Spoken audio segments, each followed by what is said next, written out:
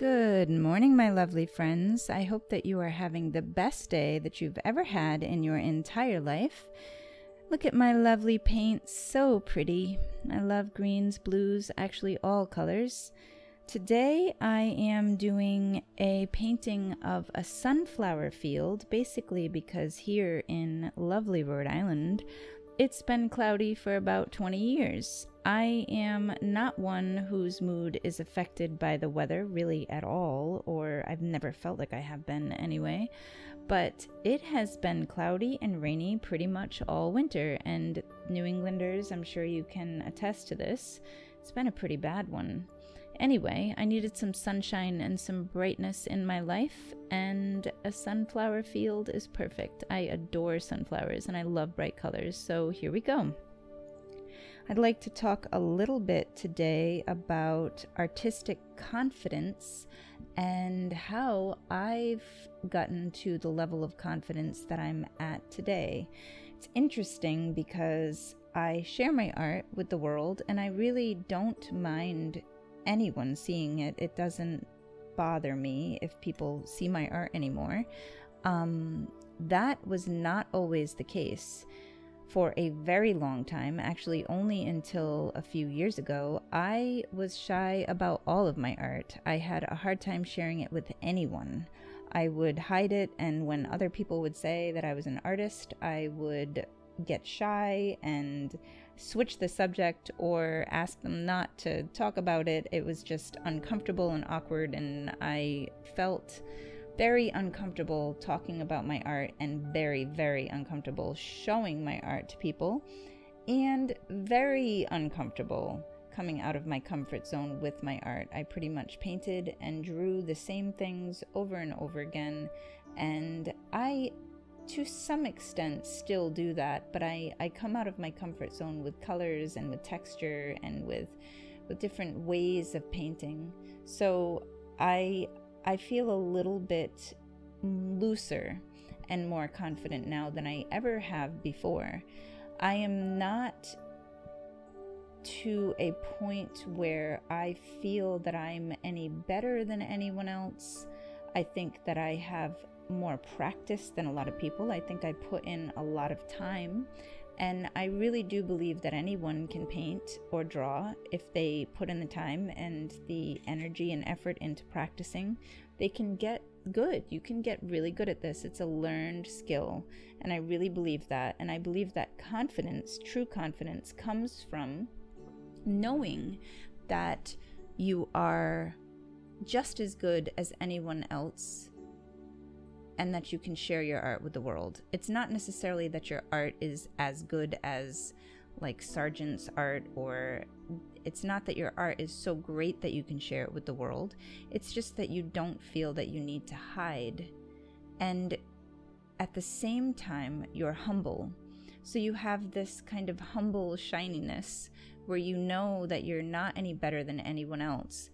And you also know that you're not any worse than anyone else, and that people might want to see your art, so it's okay to share it with the world. It really comes from a place of knowing that you're not special.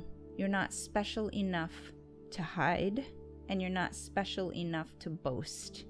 I hope that makes sense, meaning that when you are, I think the best performers and the best artists and musicians and creators are people who don't think that they're special. They don't feel that people are paying attention to them, or that they're in a spotlight, or that they deserve or need to be in the spotlight. They're just doing what they do. If you look at great actors, they become the part, and they're not, I don't know, some of the best actors out there are not shiny and showy, and it just seems like they're just doing what they do for the benefit of others without believing that they are special or that they need to be seen. And I don't know, it feels like it needs to come from a place of having no ego. And then you can share from a genuine place. Anyway, I hope that that makes sense. I don't know how many of you are performers or creators or who have been on stage, but when you can kind of lose your selfness and not think of it as something that you're doing for yourself for any kind of gain or recognition, then it becomes about your craft, about your art, and you're just putting it out there for people to enjoy and people to see and people to interpret it however they will, and then you go on to the next creation.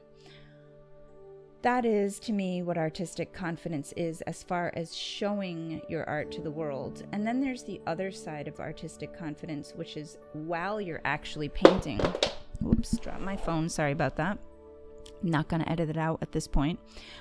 So if you get to a point where you feel like you can do what you are most afraid to do, and you can just play and just plow through the difficult parts of the painting and just get through it and finish it, that's when you start to build artistic confidence.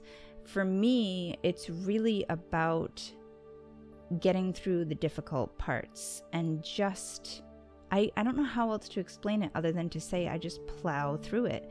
Every single painting I have ever done goes through this ugly phase where I think it's not going to come out good. I've never ever, not once, had a painting that did not go through this phase. I get to a certain point and I think, this is coming out terribly and I should stop right now. I'm wasting my time. And then, because it's happened to me so many times, I know that all that that means is that it's not done. And I just need to work with it a little bit more and play with it and maybe take a chance on something that isn't working. Step away from it for a little while, but I need to complete the painting for the benefit of myself so that I'm not leaving something undone and feeling like a failure. And also because it's not a bad painting, it just hasn't been worked with enough. And that's part of artistic confidence. And the other part, I think, is loosening up literally your brush strokes, loosening up your pencil strokes if you draw, just getting looser, getting faster. And I think this is like a great practice is to actually set a timer and try to beat the timer. Set a timer for an hour and just complete a painting in an hour and see what happens, and let it be bad if it needs to be bad, but also let it be loose.